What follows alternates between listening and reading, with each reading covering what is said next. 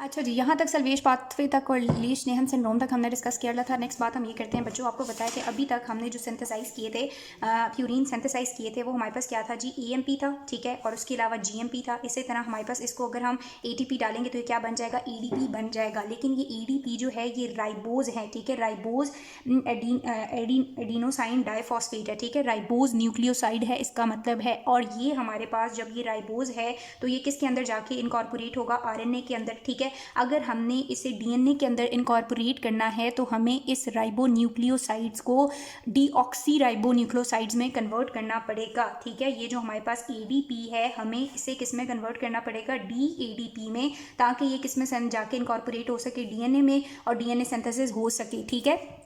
तो ये जो राइबो न्यूक्लियोसाइड्स हैं इसको डीऑक्सी राइबो न्यूक्लियोसाइड्स में, राइबो न्यूक्लियोसाइड्स को डीऑक्सी राइबो न्यूक्लियोसाइड्स में कन्वर्ट करने के लिए यहाँ पे जो एंजाइम यूज़ होगा वो है हमारे पास राइबो न्यूक्लियोटाइड रिडक्टेज, ठीक है। यहाँ पे हम रिडक्शन करते हैं, क्या यूज़ होगा, राइबो न्यूक्लियोटाइड रिडक्टेज, ठीक है, राइबो न्यूक्लियोटाइड रिडक्टेज। थोड़ा सा हम यहाँ पे ना इसको नीट करके करते हैं। फॉर एग्जांपल बच्चों, यहाँ पे हमारे पास है राइबो न्यूक्लियोसाइड, ठीक है, यहाँ पे हमारे पास क्या है, राइबो न्यूक्लियोसाइड है। अब राइबो न्यूक्लियोसाइड में मैं ज़्यादा तो नहीं बताऊंगी, लेकिन सिर्फ ये बताऊंगी कि हमारे पास चेंज क्या आता है। यहाँ पे हमारे पास होता है OH, ठीक है। जब ये राइबो न्यूक्लियोसाइड किस में कन्वर्ट होगा, डीऑक्सी राइबो न्यूक्लियोसाइड में, तो हमारे पास रिडक्शन होनी है। रिडक्शन का मतलब ये है कि यहाँ से ये O यानी कि ये पूरा OH ग्रुप एक किस्म का समझ लें आप, रिमूव हो जाता है, और यहाँ पे सिर्फ हमारे पास OH की जगह क्या आ जाता है, H आ जाता है, ठीक है जी। अब यहाँ पे जो एंजाइम यूज होगा वो है हमारे पास ribonucleotide reductase, ribonucleotide reductase है जिसने ये किया है। अब ये राइबो न्यूक्लियोटाइड रिडक्टेज कैसे करता है, दो हाइड्रोजन को यूज करता है।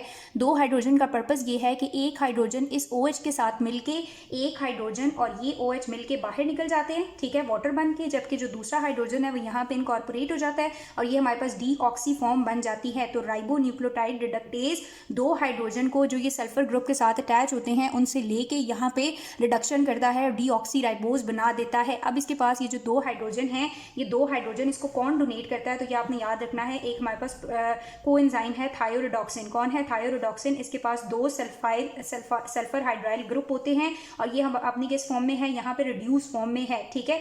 जब ये वाला रिएक्शन होगा ये अपने दो हाइड्रोजन इसको दे देगा और खुद क्या हो जाएगा, ऑक्सीडाइज हो जाएगा। सो थायोरिडॉक्सिन ऑक्सीडाइज फॉर्म में होगा, यानी S और S होंगे क्योंकि इन्होंने अपने हाइड्रोजन दे दिए हैं। अब थायोरिडॉक्सिन को भी तो अपनी दोबारा रिड्यूस फॉर्म में जाना है, तो थायोरिडॉक्सिन अपनी रिड्यूस फॉर्म में किस तरह से जाता है कि जो NADPH है और प्लस H है, ये अपने दो हाइड्रोजन यहाँ देता है और खुद क्या बन जाता है, NAD। तो थायोरिडॉक्सिन जो ऑक्सीडाइज फॉर्म में है, इसका सल्फर ग्रुप्स जो हैं वो यहाँ से दो हाइड्रोजन लेते हैं और रिड्यूस फॉर्म में चले जाते हैं और रिड्यूस हाइड्रोजन दोबारा डोनेट किए जाते हैं राइबो न्यूक्लियोटाइड रिडक्टेज को और ऑक्सीडाइज थायोरिडॉक्सिन रीसिंथेसाइज, और इस तरह ये चीज़ होती रहती है, ठीक है। और यहाँ पे हमारे पास जो राइबो न्यूक्लियोसाइड्स हैं वो किस में कन्वर्ट हो जाते हैं, डीऑक्सी राइबो न्यूक्लियोसाइड्स में, ठीक हो गया। अब ये जो राइबो न्यूक्लियोसाइड रिडक्टेज एंजाइम है इसकी दो सब यूनिट्स बताई हुई हैं, एक R1 सब यूनिट होता है इसका, एक R2 सब यूनिट होता है। जो R1 है हमारे पास बच्चों वो लार्जर होता है और वो स्पेसिफिक होता है, ठीक है। R2 जो है वो स्मॉलर सब यूनिट है। अब R1 की रेगुलेशन भी बताई हुई है। R1 के ऊपर दो साइट्स होती हैं, एक एक्टिविटी साइट होती है और एक सबस्ट्रेट स्पेसिफिक साइट होती है। जो इसकी एक्टिव साइट होती है उसको कौन एक्टिवेट करता है, ATP के हाई लेवल्स जो हैं वो एक्टिव साइट को एक्टिवेट करते हैं और इस रिएक्शन को प्रोसीड कराते हैं, जबकि डीऑक्सी ATP के लेवल्स जो हैं वो इसे इनहिबिट करते हैं। जबकि जो सबस्ट्रेट स्पेसिफिक साइट है वहाँ पे डीऑक्सी ATP या डीऑक्सी TTP, डीऑक्सी UTP वगैरह सारे इसको क्या करेंगे, रेगुलेट करेंगे। तो बस आपने ये वाला जो रिएक्शन है उसको याद रखना है कि ribo nucleoside deoxy ribo nucleosides में किस तरह से जाती हैं। यहाँ पे आपको दिखाया हुआ भी है बहुत अच्छे से इस बुक के अंदर अगर आप देखें। और नेक्स्ट में अगेन आपको फिर जो राइबो न्यूक्लियोटाइड रिडक्टेज है उसका S1 और S2 सब यूनिट्स भी दिखाए हुए हैं, R1 एंड R2। R1 के ऊपर ये ऊपर एक एक्टिव साइट होती है यहाँ पे, और यहाँ पे हमारे पास सबस्ट्रेट स्पेसिफिक साइट और इसके रेगुलेटर्स शो किए हुए हैं।